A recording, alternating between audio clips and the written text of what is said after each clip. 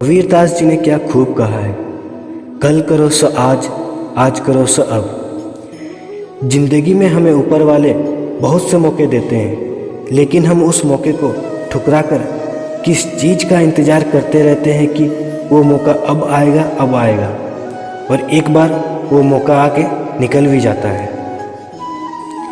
नमस्ते दोस्तों, एक छोटी सी कहानी। एक बार एक गांव में एक साधु रहता था जो कि भगवान के ऊपर बहुत ही विश्वास रखता था। एक बार वो साधु पेड़ के नीचे बैठा हुआ था। अचानक मौसम खराब होने के कारण बाढ़ आ गई और चारों तरफ पानी ही पानी। सब लोग अपने आप को बचाने के लिए ऊपर पहाड़ की तरफ भागने लगे। उनमें से एक आदमी देखा कि इस हालत में भी साधु जी भगवान का तपस्या कर रहे थे।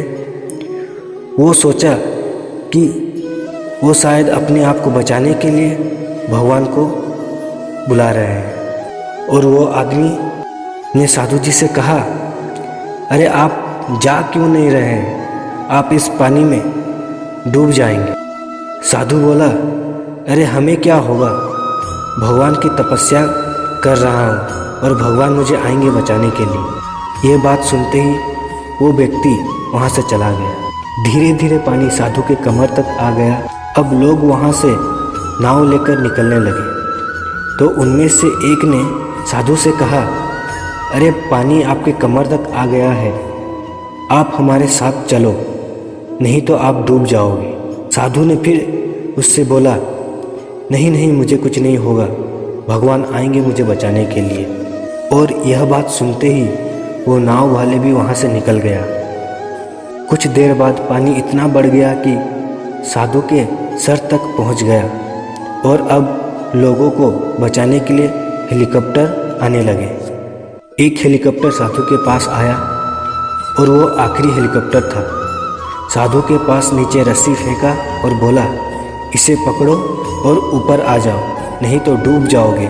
ये आखिरी हेलीकॉप्टर है और आपके पास कोई दूसरा रास्ता नहीं है बचने के लिए।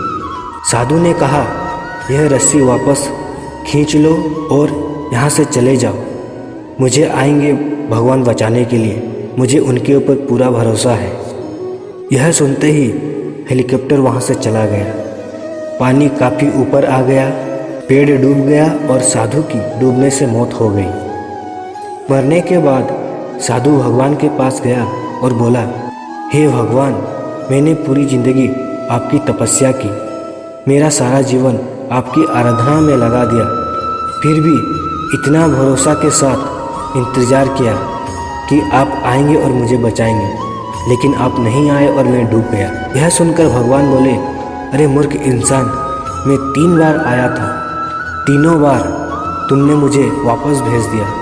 पहली बार मैं पैदल आया था, दूसरी बार नाव के द्वारा आया था, और तीसरी बार हेलीकॉप्टर में आया था तुम्हें बचाने के लिए, और पता नहीं तुम किस चीज़ का इंतज़ार कर रहे थे और मुझे वापस भेज दिया। और यह बात सुनकर साधु अपने आप के ऊपर पछताने लगा। इसीलिए कभी अच्छे समय का इंतज़ार नहीं करना चाहिए, काम करना चाहिए, सब कुछ अच्छा होगा।